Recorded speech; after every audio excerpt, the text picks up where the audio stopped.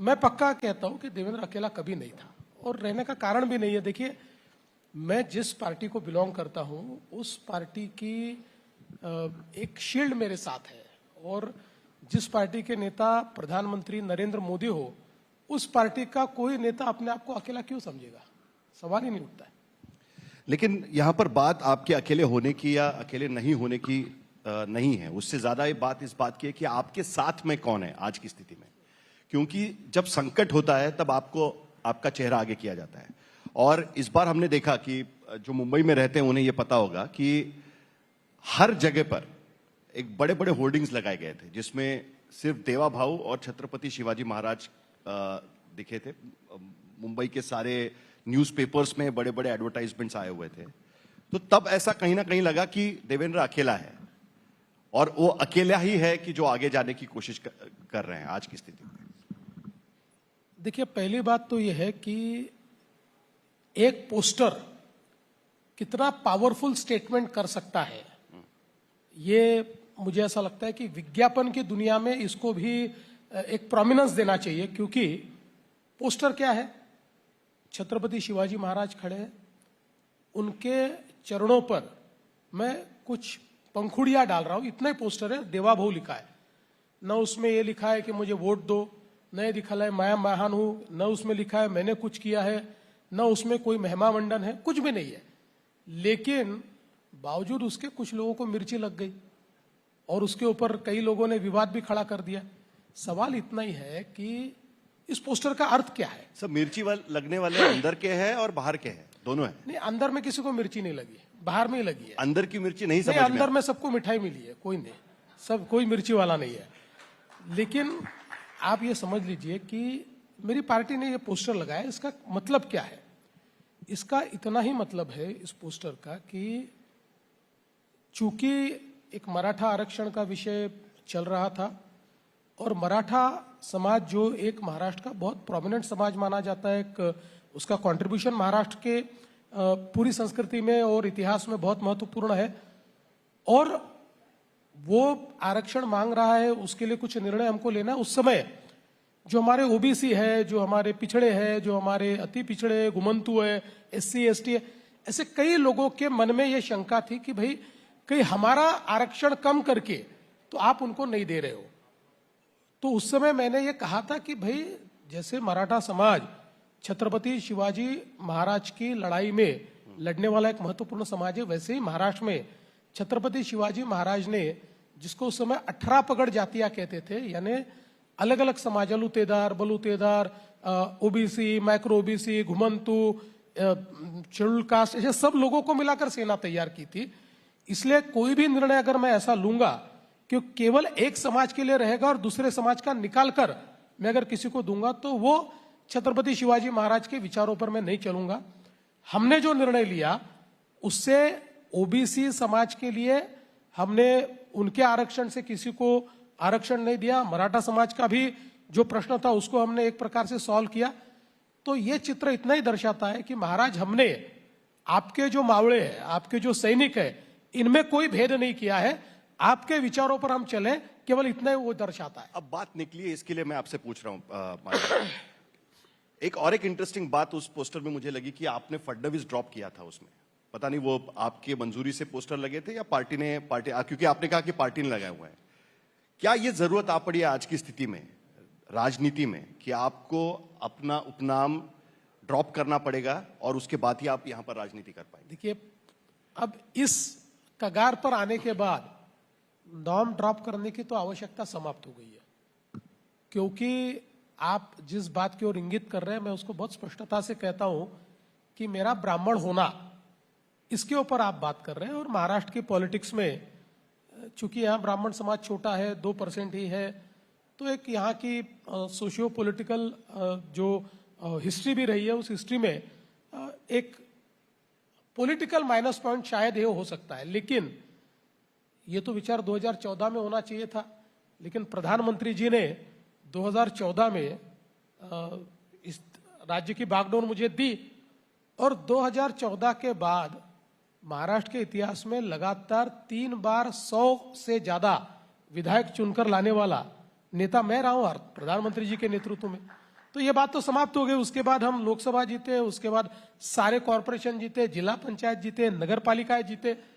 तो अब फडणवीस होने के कारण अगर कोई माइनस पॉइंट था तो वो तो उस समय शायद वो माइनस पॉइंट होता, लेकिन उस समय तो प्रधानमंत्री जी ने बड़ी हिम्मत के साथ किया। तो मैं ऐसा मानता हूं कि अब ये फडणवीस रहे चाहे नहीं रहे, पूरे महाराष्ट्र को मालूम है मेरी जाति क्या है, और मेरी जाति के साथ महाराष्ट्र ने मुझे स्वीकारा। क्योंकि एक बात आप ध्यान में रखिए, ये जो कास्ट होती है ना, ये नेताओं के मन में है। कास्ट कोई जनता के मन में नहीं है, ये नेताओं के मन में है। इसलिए जनता ने हमेशा मुझे साथ दिया है। अब देवा भाऊ ये थोड़ा पिछले कुछ सालों में मेरा कॉमन नेम हो गया है, इसलिए शायद मेरी पार्टी को ऐसा लगा देवा भाऊ लिखेंगे तो देवा भाऊ लिख दिया।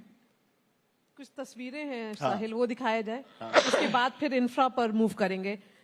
ये तस्वीर है आंदोलन जब हो रहा था उस वक्त। ये तस्वीर, इस पर चर्चा करते हैं। चलिए ये वाली तस्वीर, क्योंकि मुझे लगता है कि आप मुख्यमंत्री बनने के बाद सबसे बड़ा चैलेंज आपके सामने यही रहा।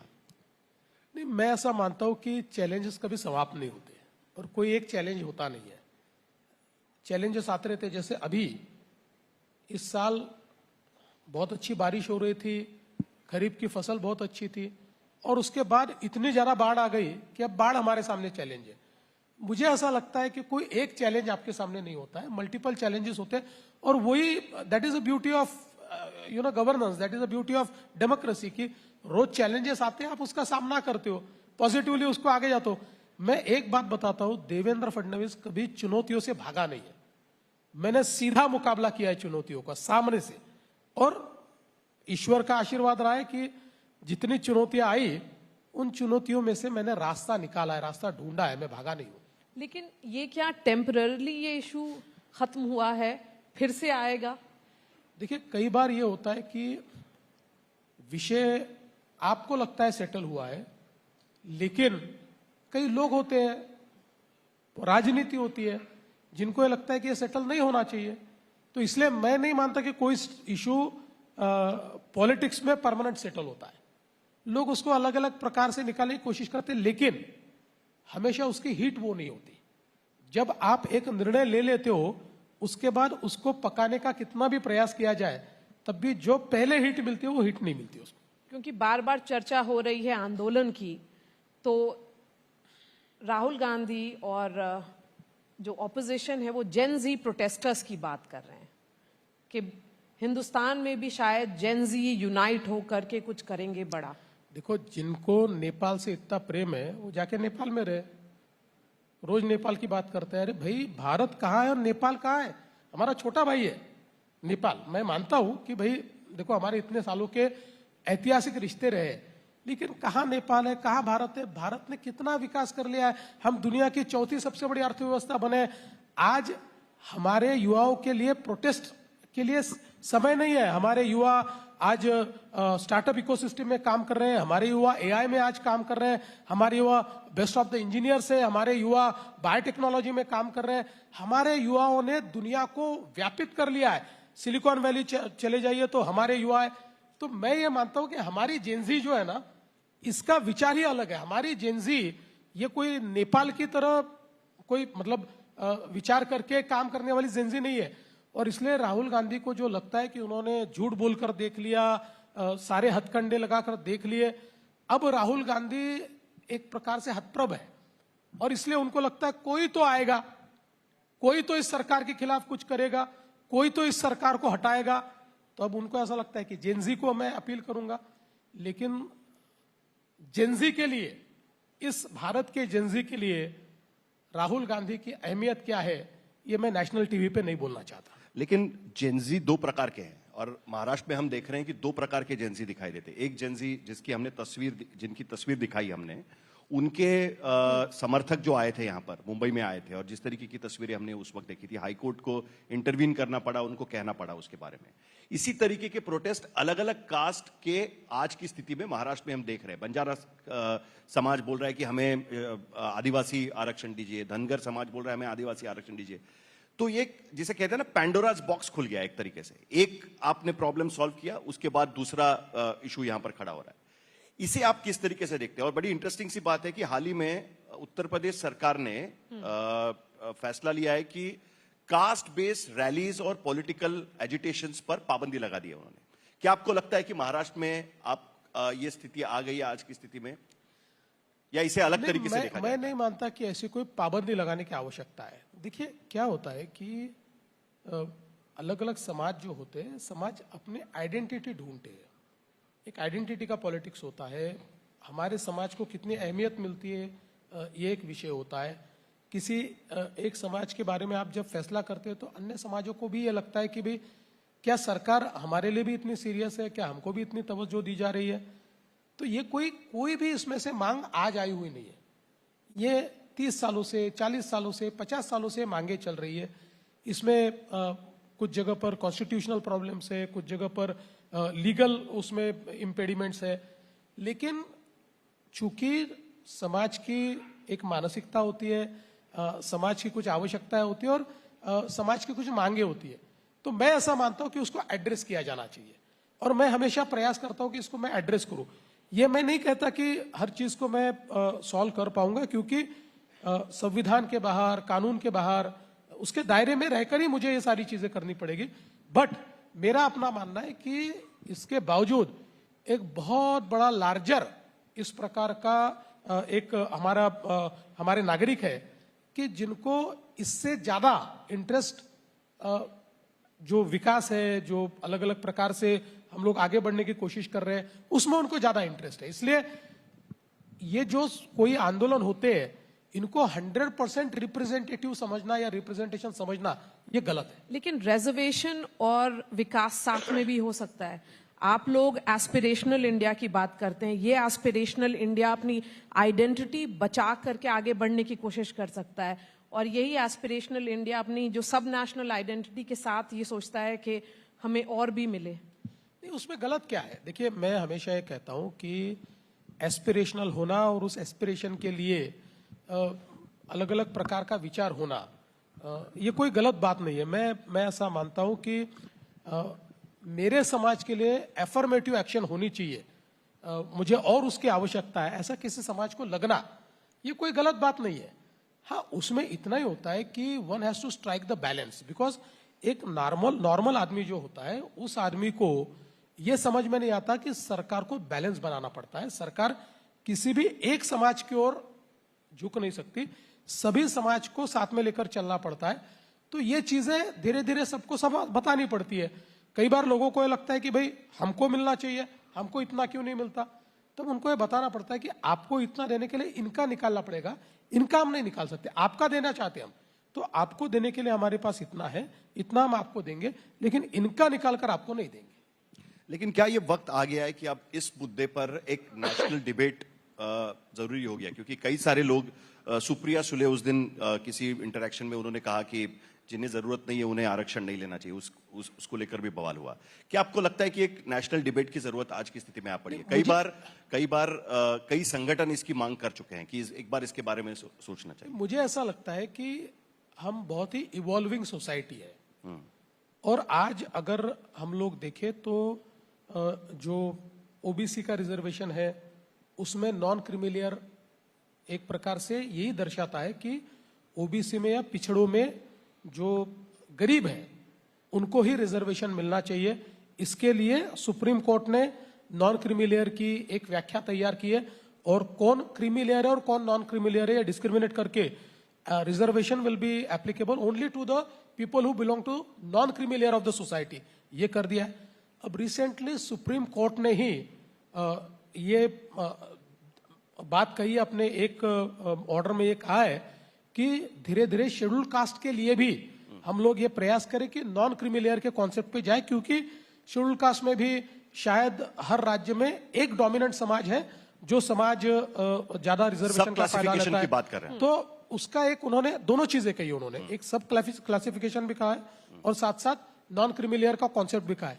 अब सब क्लासिफिकेशन भी इसी की ओर इंगित करता है कि समाज में अगर जो एक ये जो समूह है, इस समूह में कुछ लोग आगे बढ़ गए और कुछ लोग पीछे रहे, तो जो पीछे रहे उनको भी आगे लाना है, तो सब क्लासिफिकेशन करना चाहिए। महाराष्ट्र में भी सब क्लासिफिकेशन हमारा अंतिम चरण में है। हम लोग शायद अगले 2-3 महीने में उसको घोषित कर देंगे। आप शेड्यूल कास्ट में सब क्लासिफिकेशन लागू करेंगे हाँ महाराष्ट्र? जी, हाँ जी। हमने उसकी कमेटी तैयार की थी हाईकोर्ट जज के अंडर, वो कमेटी अंतिम चरण में है, हम जल्दी उसको लागू करेंगे। अब एक और तस्वीर है साहिल, उसको भी लाते हैं। ये तस्वीर आप तीनों की है, प्रोड्यूसर अब करेंगे स्क्रीन पर, ये देखिए। और फिर ये तस्वीर, ये कोएलिशन पॉलिटिक्स की तस्वीर है। ये सबके एस्पिरेशन साथ में चल रहे हैं। क्या हम किसी के चेहरे रीड करें इसमें, या नहीं, आप साइकोलॉजी में या एआई के माध्यम से मन के अंदर का कुछ रीड कर रहे होंगे तो मुझे पता नहीं है, वो टेक्नोलॉजी मेरे पास उपलब्ध नहीं है।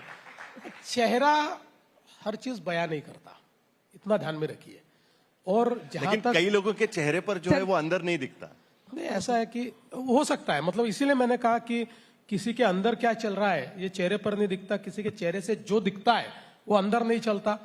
लेकिन जहां तक हम तीनों का सवाल है तो मुझे ऐसा लगता है कि हम तीनों बहुत सीजन्ड लीडर्स हैं, कई सालों से राजनीति में है, और हमको राजनीति में सीमाएं क्या है ये भी समझता है। राजनीति में हम लोग कहां तक पा सकते हैं, कहां तक जा सकते हैं, कोएलिशन पॉलिटिक्स में कितना वजूद हो सकता है, ये सारी चीजें हम जानते हैं। एस्पिरेशन तो सबके हो सकते हैं, एस्पिरेशन होना गलत नहीं है, लेकिन मैं ऐसा मानता हूं कि इन सीमाओं को समझने के कारण हमें विवाद नहीं है, विवाद होता नहीं है।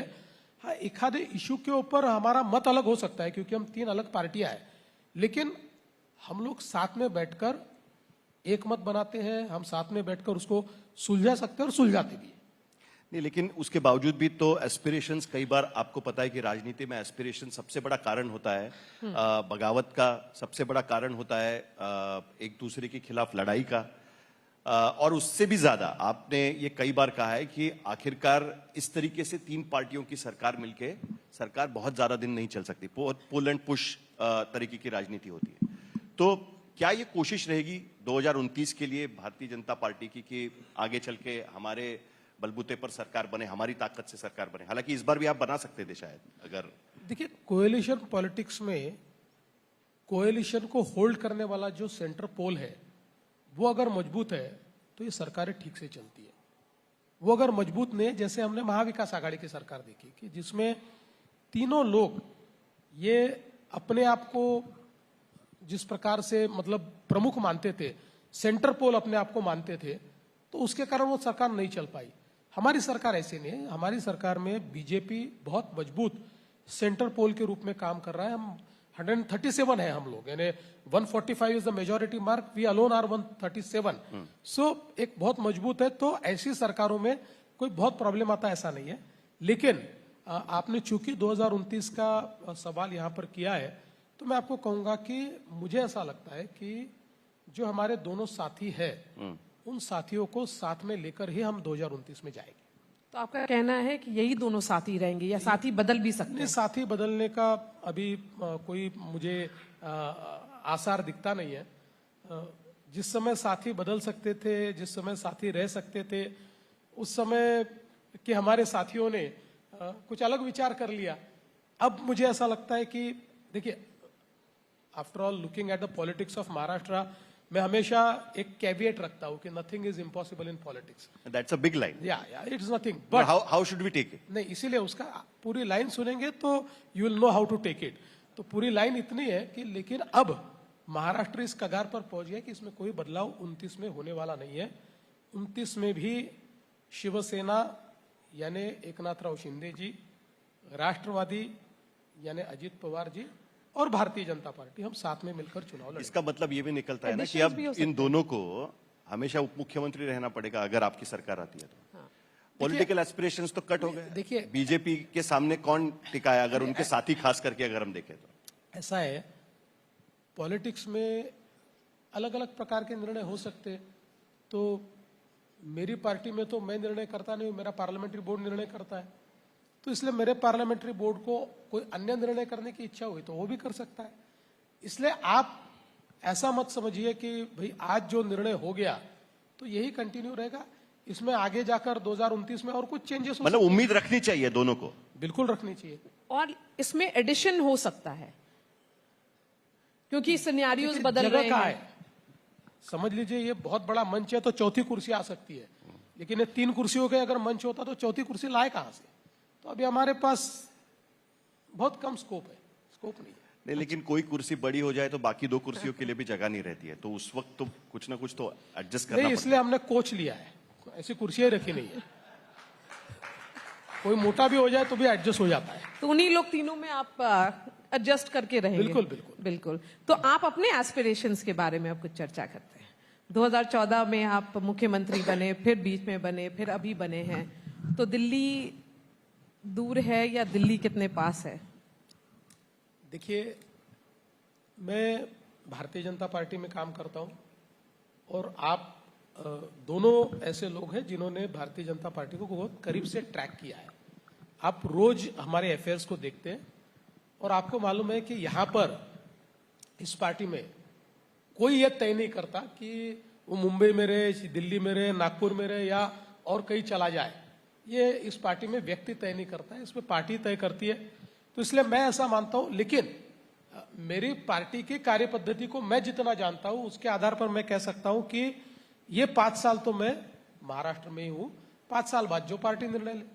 तो लेकिन क्योंकि आपने बताया कि ट्रैक करते हैं हम लोग, एक जो इशू है वो हम लोग भी सॉल्व नहीं कर पा रहे, जो रिपोर्टर्स हैं हम लोग भाजपा कवर करने वाले, कि पार्टी अध्यक्ष कब बनेगा। आप सॉल्व करने की कोशिश क्यों कर रहे हैं? हमारी पार्टी सॉल्व कर लेगी। नहीं, क्योंकि आप मत आप लोग सॉल्व कीजिए, नहीं हम कर उसको पा रहे, सॉल्व तो कर हम ही लोग लेंगे। समझ नहीं पा रहे हैं। नहीं, हो जाएगा, सही समय पर सही चीजें हो जाएगी, सारे प्रॉब्लम सॉल्व हो जाएंगे।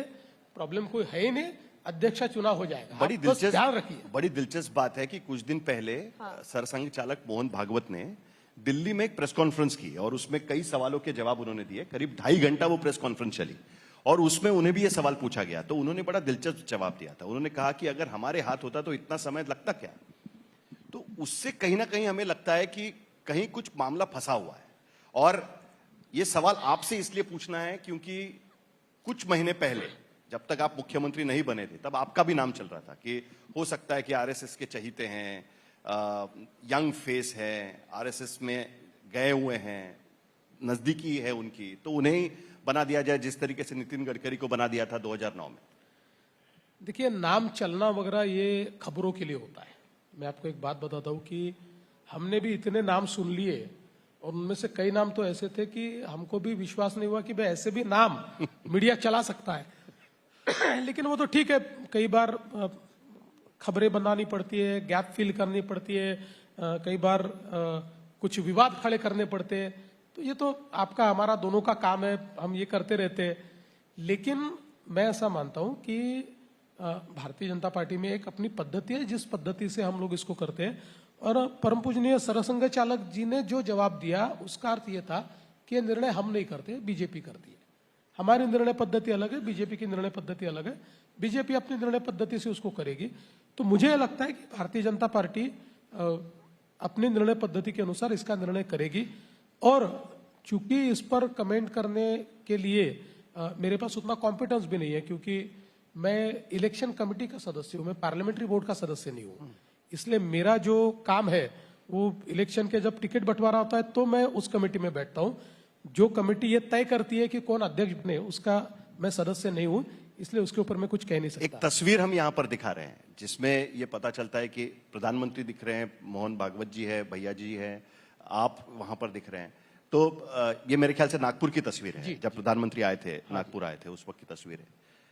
इससे पता चलता है कि आपकी नजदीकियां कितनी हैं और इसी की वजह से बार बार ये सवाल उठता है कि कहीं ना कहीं नेशनल स्टेज पर आपको भेजा जा सकता है, उसके बारे में सोचा जा सकता है। कई आपके साथी यहाँ भी इंतजार कर रहे हैं कि आप अगर आगे बढ़े तो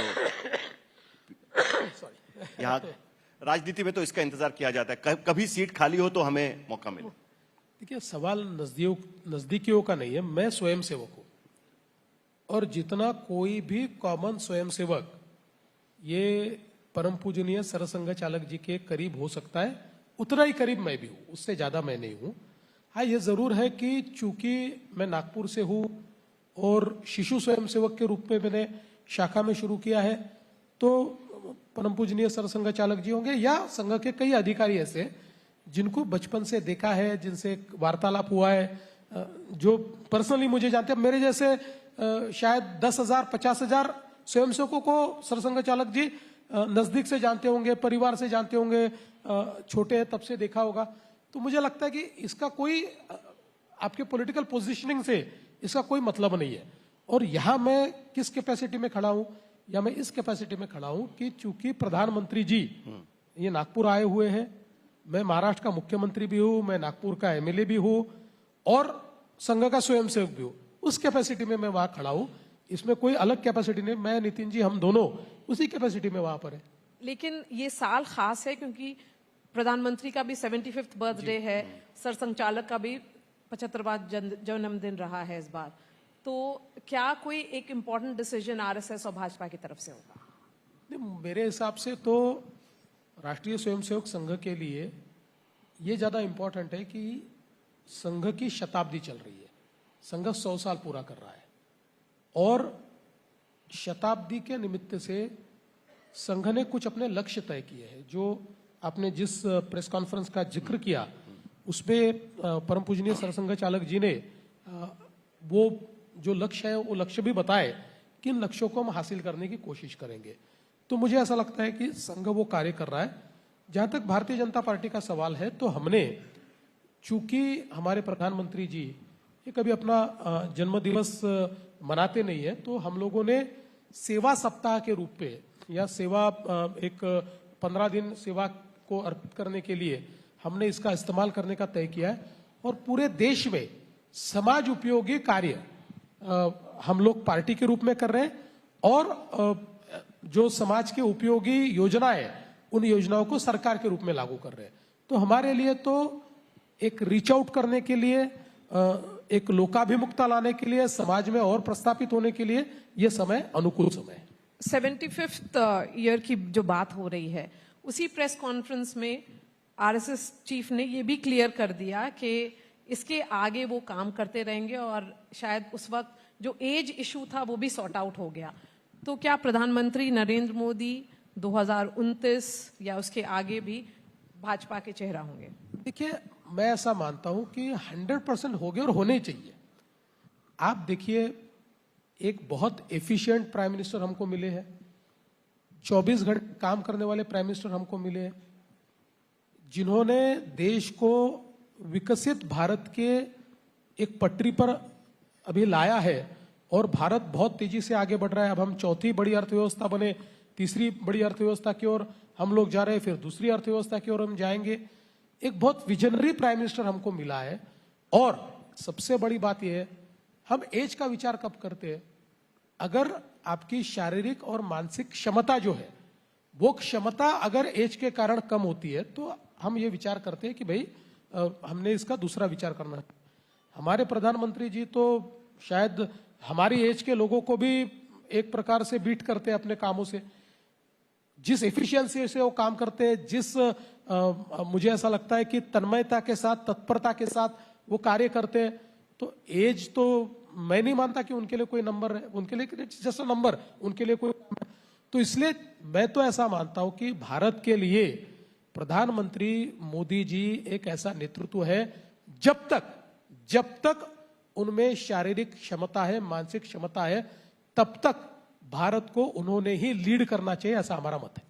लेकिन उसके साथ साथ चर्चा इस बात की भी होती है कि आरएसएस और बीजेपी के संबंधों को लेकर, और इस चर्चा की शुरुआत हुई भारतीय जनता पार्टी के अध्यक्ष का एक इंटरव्यू छपा था, जिसमें उन्होंने कहा कि पहले जिस तरीके से हमें जरूरत हुआ करती थी आरएसएस की, वैसे नहीं है। उसके बाद चुनाव हुए, महाराष्ट्र में हमने आरएसएस की भूमिका देखी, जिस तरीके से उनके स्वयंसेवक काम कर रहे थे विधानसभा के चुनाव में वगैरह।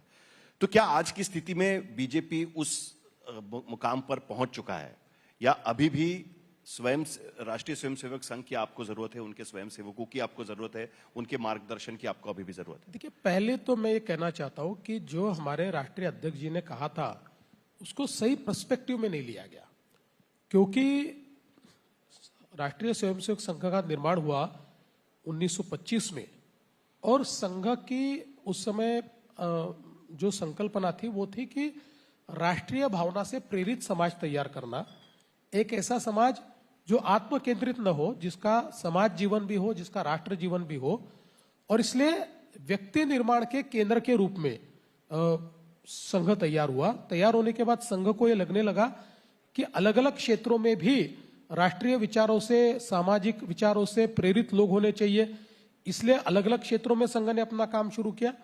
तो फिर ऐसा ही संघ को यह लगा कि राजनीति के क्षेत्र में भी राष्ट्रीय भावना से प्रेरित इस प्रकार के लोग आने चाहिए, इसलिए फिर भारतीय जनसंघ का निर्माण हुआ। तो जब भारतीय जनसंघ का निर्माण हुआ उस समय तो संघ को ही सब करना पड़ा। उस समय कई चुनावों में तो संघ के जो उस समय के एक्टिव वर्कर्स थे उनको संघ से इस्तीफा देकर भारतीय जनता पार्टी में या जनसंघ में जाकर चुनाव लड़ना पड़ा। तो इसलिए राष्ट्रीय अध्यक्ष जी ने कहा कि वो परिस्थिति अब नहीं रही है, Bharatiya Janata party organically grow हो रही है, भारतीय जनता पार्टी को अपने कार्यकर्ता मिले हैं, इसलिए उस समय की जो आवश्यकता थी आज वो आवश्यकता नहीं रही। आज हमारी डिपेंडेंसी जो है वो एक प्रकार से विचारों की प्रतिबद्धता के लिए है। और आप हमेशा ये देखिए कि जब जब राष्ट्रीय प्रश्नों के ऊपर एक प्रकार से संघर्ष शुरू हुआ है या उसकी चुनौतियां निर्माण हुए हैं, ऐसे समय संघ नहीं लेकिन संघ के स्वयंसेवकों ने भूमिका लेकर भारतीय जनता पार्टी को मदद की है, भारतीय जनता पार्टी को चुनकर आने में भी मदद की है। तो संघ कभी भी राजनीति में नहीं आता, संघ कभी राजनीति में पार्टिसिपेट नहीं करता, लेकिन जब चुनौतियां होती है, जब आवश्यकता होती है तो स्वयंसेवकों को यह लगता है कि नहीं, अभी देश के लिए हमारा चुनाव में काम करना या जागृति करना, चुनाव में काम यानी वोट मांगने तो जाते नहीं है, जागृति करना यह आवश्यक है, तो वह जागृति करते। तो मुझे ऐसा लगता है कि इसकी जरूरत तो हमको हमेशा रहेगी। नहीं, लेकिन मुख्य धारा कमजोर होने की भी शिकायत कई बार संघ की तरफ से की जाती है। आप जैसे मुख्य धारा से, संघ की धारा से आप आए हुए हैं, आपने कहा शिशु स्वयंसेवक आप थे और वहां से आपकी यात्रा बीजेपी तक रही है, यहाँ पर वो कमजोर होने की कोशिश भी होती है। और ये एक आक्षेप संघ की तरफ से कई बार होता है कि आप किसे पार्टी में ले रहे हो, किस तरीके से आप उसको चला रहे हो। ये कहीं ना कहीं बात बार बार मुझे ऐसा लगता है कि बार बार सरसंघ चालक ये याद दिलाते हैं कि देखिए आप सेवक है, आप ये मत मानिए कि मैं सब कुछ हूं।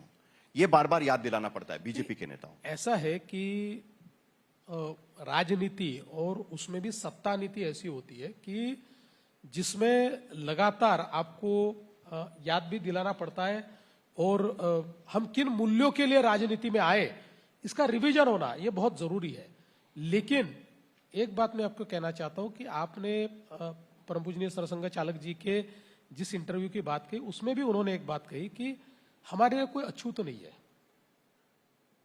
जो लोग हमारे साथ हैं वो संघ से जुड़े हुए हैं और जो नहीं है उन तक अभी संघ पहुंचा नहीं है, इसलिए उन तक हम जब पहुंच जाएंगे तो वो भी संघ के होंगे, ऐसा उन्होंने कहा है। तो इसका मतलब यह है कि अगर भारतीय जनता पार्टी में कई लोग ऐसे हैं कि जिनका संघ से संबंध नहीं आया लेकिन अब भारतीय जनता पार्टी में आए हैं तो उनको संघ से परिचय होगा, संघ के विचारों को समझेंगे, संघ किस प्रकार से राष्ट्रीय कार्य करता है ये उनके ध्यान में आएगा तो उनका भी जुड़ा हो जाएगा। इसलिए ये कोई डिस्क्रिमिनेशन नहीं है कि ये संघ से आया है, ये संघ से नहीं आया। जो भी आया है वो संघ ने जिन विचारों को प्रतिपादित किया है उन विचारों को भारतीय राजनीति में जो हमारे भारतीय श्रेष्ठ जीवन मूल्य है उन मूल्यों को प्रस्थापित करने की जो राजनीति है उस राजनीति में भारतीय जनता पार्टी काम कर रही है और उस पार्टी में काम करने के लिए वो आया है तो उसने विचारों को तो स्वीकार किया है। अब धीरे धीरे संघ से भी परिचय हो जाएगा। तो जो राष्ट्रीय अध्यक्ष होगा आपका, जो होंगे आगे, वो संघ के विचार वाले होंगे?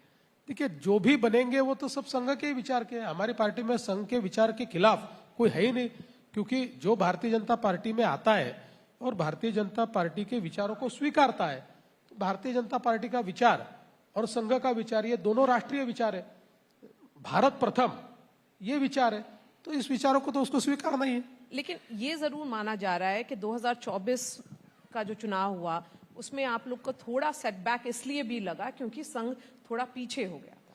नहीं, मैं ऐसा नहीं मानता। देखिए जहां तक मैं महाराष्ट्र की बात अगर आपको कहूं तो महाराष्ट्र में एक ही कारण से हमको सेटबैक मिला और वो कारण ये था कि एक नैरेटिव बहुत सक्सेसफुली हमारे अपोजिशन ने नीचे परकोलेट किया कि भारतीय जनता पार्टी चुनकर आएगी तो संविधान बदलेगी और अनफॉर्चुनेटली जब हमको ये दिख रहा था कि ये लोग इस बात को कर रहे हैं, तो हम लोग यहाँ पर ओवर कॉन्फिडेंस में थे। हमको ये लगता था हर चुनाव में ये लोग ये चीज बोलते हैं, ये परकोलेट कैसे होगी। लेकिन इस बार उन्होंने एक प्रकार से जो एक नेट तैयार किया था भारत जोड़ो नाम का, जिसमें मैंने विधानसभा में भी दिखाया, नाम के साथ दिखाया कि यूपीए के सरकार ने जिनको अर्बन माओवादी करके घोषित किया था, ऐसी संगठनाएं भी कांग्रेस के लिए महाराष्ट्र में भारत जोड़ो के अंदर संविधान बदलने वाला है, इस प्रकार का प्रचार कर रही थी। तो ये हमारा ओवर कॉन्फिडेंस था, जिसके कारण हमने इफेक्टिवली उसको काउंटर ही नहीं किया और उसके कारण वो जड़ों तक गया। और लोगों ने, और विशेष रूप से जो हमारे SC/ST समुदाय के लोग हैं, जो हमारा उसमें एक बड़ा वोटर है, वो वोटर भी उसके कारण शिफ्ट हुआ। लेकिन लोकसभा के तुरंत बाद इस बात को हमने ध्यान में लेकर एक प्रचार किया, लोगों तक जाकर हमने सत्य पहुंचाया और परिणाम यह हुआ कि ये हमारा जो वोटर हमसे दूर गया था, ये विधानसभा के समय पूरा हमारे साथ आया और आज हमारे साथ है। लेकिन हमारा विषय ये भी है कि फडणवीस 3.0, और इसीलिए मैं एक स्लाइड आपके सामने रखना चाहता हूं, क्योंकि आपने अब विधानसभा चुनाव का जिक्र किया है, सिर्फ यही कारण नहीं है, और भी कारण है कि जिस वजह से विधानसभा चुनाव में आपने अपना नैरेटिव बनाया था। एक स्लाइड जो इन्वेस्टमेंट को लेकर है, वो मैं दर्शकों के सामने रखना चाहता हूं, और यहीं से दरअसल महाराष्ट्र का मॉडल हम यहां पर रखना चाहते हैं। ये FDI इन्फ्लोज की साइड है। इसमें आप देख सकते हैं महाराष्ट्र टॉप पर आज की स्थिति में यहां पर नजर आ रहा है। नंबर 2 पे कर्नाटक है, नंबर 3 पे गुजरात, और बाद में दिल्ली और बाकी राज्य यहां पर दिखाई देते हैं। 31.2% टोटल जो FDI इन्फ्लो हुए हैं देश में, वो महाराष्ट्र में खींचने में आप कामयाब रहे हैं। लेकिन महाराष्ट्र की कहानी सिर्फ यही है, या महाराष्ट्र की कहानी वो भी है कि जहां पर अभी भी 2 करोड़ से ज्यादा महिलाओं को 1500 रुपए देने पड़ रहे हैं, और उसी के नाम पर आप चुनाव का कैंपेन आप आज की स्थिति में चला रहे हैं। देखिए, कोई, जैसा आपने कहा, कोई एक कारण ये जीतने का नहीं होता है। माफ कीजिएगा, जीतने के कई कारण होते हैं, कई योजनाएं होती है, कुछ गवर्नेंस होता है। तो ये बात जरूर है कि लाडली बहन योजना, ये जो हमने शुरू की और महिलाओं को 1500 रुपए देना हमने शुरू किया, उसका एक बहुत बड़ा फायदा हमको हुआ, और विशेष रूप से महिलाओं ने बहुत बढ़ चढ़कर हमको वोट दिया। इसमें कोई दो राय नहीं है, इसको छुपाने की भी बात नहीं है। लेकिन उसी समय हमने किसानों के लिए भी कुछ योजनाएं चलाई, युवाओं के लिए भी योजनाएं चलाई, तो अलग अलग योजनाओं का फायदा हुआ। मैं तो ये कहता हूं कि विशेष रूप से एक और भावना जो महाराष्ट्र में तैयार हुई लोकसभा के समय, जिस प्रकार से एक बहुत ही कम्युनल प्रचार ये कांग्रेस ने किया था, उस प्रचार का जो जवाब हमने विधानसभा के समय दिया, उसका भी बहुत बड़ा फायदा हमको हुआ। तो ये सारी चीजें मिलाकर, ये जैसे एक बहुत अच्छा कोई व्यंजन आप तैयार करते हो तो उसमें अलग अलग मसाले पड़ते हैं, तभी वो व्यंजन अच्छा बनता है। तो ऐसे सारी चीजें मिलाकर ये एक बड़ी अच्छी कैंपेन भी हुई और लोगों ने हमको चुनकर भी दिया। लेकिन उसके बावजूद तड़का तो आखिरकार उन योजनाओं का लगाया जाता है कि जो सीधा डायरेक्ट ट्रांसफर के जरिए लोगों को कहे कि देखिए हमने आपको इतने पैसे दिए, आप हमको वोट दीजिएगा। और ये टेम्पलेट अब सब जगह, सब स्टेट्स में चल रही है। बिहार में हम देख रहे हैं कि वन टाइम 10,000 रुपए दिए जा रहे हैं महिलाओं को। क्या राज्य सरकारों को अब सोचने की जरूरत आन पड़ी है कि ये FDI इन्फ्लोज अगर निगेट नहीं करने हैं तो आपको इस तरीके की योजनाएं कहीं ना कहीं बंद करनी पड़ेगी या कम करनी पड़ेगी? देखिए, मैं ऐसा मानता हूं कि एक दौर होता है, अभी का दौर जो है ये डायरेक्ट बेनिफिट का दौर है। लोगों को ये लगता है कि हमको डायरेक्ट बेनिफिट मिलना चाहिए, और अगर आप डेमोक्रेसी की बात करते हैं, लोकतंत्र की बात करते हैं, तो लोकतंत्र में लोगों का जो एस्पिरेशन होता है, उनकी अपेक्षाएं होती है, उस पर हमको खरा उतरना पड़ता है। अब इसमें दो प्रकार की राय हो सकती है। एक राय ये होती है कि सोशल सेक्टर स्पेंडिंग आपने कितना करना चाहिए, सोशल इन्वेस्टमेंट कितनी करनी चाहिए, ये राय होती है। एक दूसरी राय ये भी होती है कि इसके कारण अर्थव्यवस्था में पैसा आता है, अर्थव्यवस्था को उसके कारण एक प्रकार से रोटेशन मिलता है। तो इसको कई तरीके से देखा जा सकता है। अब जहां तक महाराष्ट्र का सवाल है, महाराष्ट्र में आपने देखा होगा अभी अभी केंद्र सरकार ने जो CAG का जो रिपोर्ट होता है, उस रिपोर्ट के आधार पर राज्यों का फाइनेंशियल जो परिस्थितियां है, उन परिस्थितियों के आधार पर राज्यों को उन्होंने एक प्रकार से रैंकिंग किया या उनकी परिस्थितियां बताई। और उसमें बहुत क्लियर कट ये दिखता है कि पहले 3 राज्यों में महाराष्ट्र है, अभी भी हमने इतनी सारी योजनाएं शुरू करने के बाद भी मैं ये नहीं मानता कि हमारे सामने चुनौतियां, बहुत चुनौतियां हैं, हमारी फ्लेक्सिबिलिटी भी इससे कम हुई है, लेकिन बावजूद उसके हमने फिस्कल हेल्थ महाराष्ट्र की आज भी अच्छी रखी है। अभी भी हम लोग जो हमारा डेट जीडीपी रेशियो है 18% तक, 19% तक हम उसको कंटेन कर पाए। तो मुझे लगता है कि ये एक दौर है। हाँ, इस पर एक नेशनल डिबेट जरूर हो सकता है कि डायरेक्ट बेनिफिट ट्रांसफर की जो योजनाएं हैं वो आपके बजट के कितने प्रतिशत होनी चाहिए, इसके ऊपर जरूर नेशनल और डिबेट कब हो होनी सकता है। चाहिए? हाँ? इलेक्शन से पहले अनाउंसमेंट्स होती हैं। देखिए, अब ये तो कोई पॉलिटिक्स में कोई पार्टी भजन करने के लिए नहीं आई, सब राजनीति के लिए आई है। तो चुनाव से पहले तो घोषणाएं होगी। अब ये तो बहुत आप आइडियलिस्टिक बात कर रही है कि ये होगा कि नहीं होगा, ऐसा नहीं होता है। पॉलिटिक्स में चुनाव जीतना ये भी एक बहुत महत्वपूर्ण चीज होती है, क्योंकि जो परिवर्तन आपको करना है उसके लिए चुनाव तो आपको जीतना पड़ेगा, तभी पूरा परिवर्तन कर पाएंगे। हम आखिरी पड़ाव पर है क्योंकि आपको भी जाना है और हमारा समय भी खत्म हो गया है, लेकिन आपने कहा कि फ्लेक्सिबिलिटी कम होती है। आज की स्थिति में जब हम यहाँ पर कॉन्क्लेव में बैठे हुए हैं, उस वक्त महाराष्ट्र में 31 लाख किसान बाढ़ से जूझ रहे हैं, उनका नुकसान हुआ है। एक 1/5 किसान, एक तरीके से हम देखें तो जो पीएम किसान योजना में 1.5 करोड़ उनका अगर रजिस्ट्रेशन है तो 31 लाख ये बड़ा आंकड़ा होता है। ऐसी स्थिति में क्या महाराष्ट्र सरकार इस स्थिति में है कि उन किसानों को सीधे 40-50 हजार की मदद कर सके? क्या उस तरीके की मदद करने की घोषणा की जाएगी? क्योंकि आज की स्थिति में ना उन्हें बीमा मिल पा रहा है, ना बाकी सारी चीजें मिल पा रही है। मैं पहले ही बता देता हूं कि जो एनडीआरएफ के नियम है ऐसे समय, उन नियमों के अनुसार तो मदद करेंगे ही, बीमे की भी मदद उनको करेंगे, और उसके बावजूद हम लोग कई चीजों को रिलैक्स करके भी उनको मदद करने वाले।